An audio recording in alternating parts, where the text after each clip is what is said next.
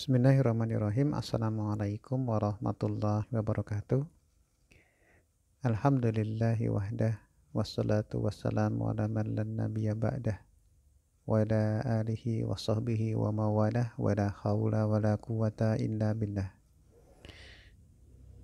Hamba Allah yang berbahagia, alhamdulillah, pada kesempatan ini kita akan lanjutkan kembali belajar dari cermin diri yang ada di dalam konsep lalat dan sampah, dan pada kesempatan ini kita akan masuki cermin diri yang keempat, yaitu serpihan puzzle jiwa.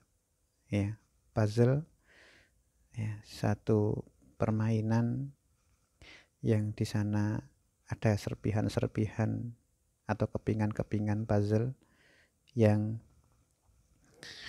ketika kita susun kepingan-kepingan itu maka akan membentuk satu gambar yang utuh. Ya. Maka seperti itulah ibaratnya manusia. Dia adalah satu puzzle yang lengkap, utuh, dan di sana ada begitu banyak kepingan-kepingan atau serpihan-serpihan puzzle. Bagaimana cara memahaminya? Kita tahu bahwa Rasulullah Shallallahu Alaihi Wasallam mengajarkan kepada kita untuk bersyukur apapun keadaan kita. Rasulullah Shallallahu Alaihi Wasallam juga mengajarkan kepada kita untuk sayang kepada orang tua. Bagaimanapun mungkin kita disakiti oleh orang tua atau kepada orang lain, ya, yang menyakiti kita, kita tetap diajarkan untuk tetap sayang kepada mereka. Kita diajarkan oleh Rasulullah Shallallahu Alaihi Wasallam untuk bertauhid, ya, menjadikan Allah Subhanahu Wa Taala sebagai satu-satunya ilah yang hak untuk kita sembah, yang kita satu-satunya zat yang kita sandarkan bagaimana keputusan kehidupan kita pada akhirnya, satu-satunya ilah yang kita bertawakal kepadanya. Kita diajarkan untuk ridho, untuk sabar, dan seterusnya. Nah, semua itu adalah serpihan puzzle jiwa yang ketika serpihan itu hilang, maka jiwa akan rapuh. Jika salah satu serpihan puzzle itu tidak ada, maka bentuk bangunan itu akan rusak dan tidak akan pernah ada lagi, hancur. Lalu kita akan buat permisalan, ya. Mengapa rasa syukur dalam hati kita kepada orang tua harus ada, sedangkan mungkin orang tua kita, ya, naudzubillah, adalah orang tua yang zalim kepada kita. Jawabannya bahwa rasa syukur itu merupakan salah satu serpihan puzzle yang memang harus kita pasang dalam bingkai jiwa kita. Ketika kita tidak memasangnya, maka ruang puzzle itu akan kosong. Ya. Nah, kekosongan itulah yang akan kemudian menjadi satu celah bagi setan untuk masuk ke dalam kita, dari diri kita.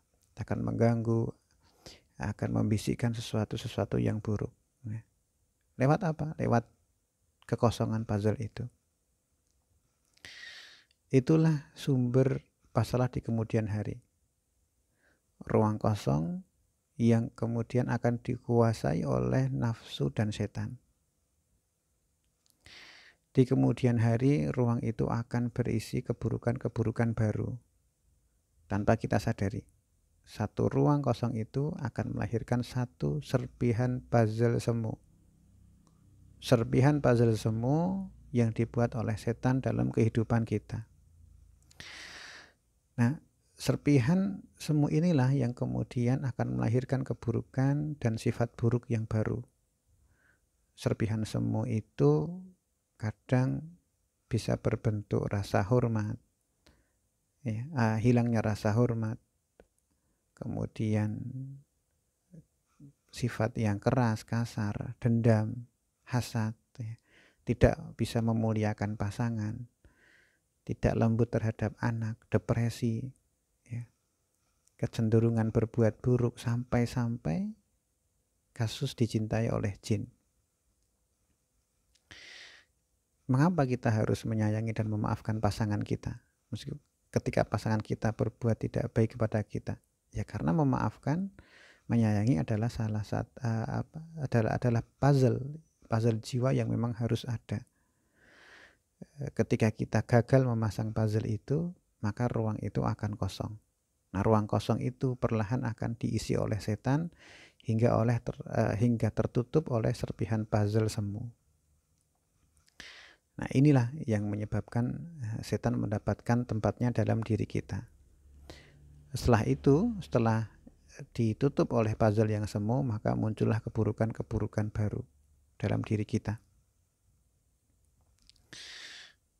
Nah, hamba Allah yang berbahagia, inilah mengapa kita harus bertauhid, ya, tidak boleh berbuat kesyirikan, tidak boleh masang jimat, kemudian tidak boleh menyembah benda-benda yang kita pandang bertuah, ya. Karena itu semua adalah satu perbuatan yang menghilangkan serpihan-serpihan puzzle yang kemudian akan diisi oleh setan. Semua nilai kebaikan yang diajarkan Islam pada kita adalah serpihan-serpihan puzzle yang senantiasa harus kita pasang dalam kehidupan kita. Ia harus ada dan tidak bisa digantikan. Maka teruslah kita berlatih memasang puzzle-puzzle tersebut, ya. Semoga di kemudian hari kita dapati diri kita menjadi bentuk yang utuh, dengan jiwa yang kokoh, dan dengan akhlak yang karimah. Nah, demikian hamba Allah yang berbahagia. Semoga Allah Subhanahu wa Ta'ala senantiasa membimbing kita untuk membentuk diri kita menjadi satu gambar puzzle yang utuh dalam satu bingkai tauhid yang kokoh. Wassallallahu ala nabiyina Muhammad wa ala alihi washabbihi wasallim. Assalamualaikum warahmatullahi wabarakatuh.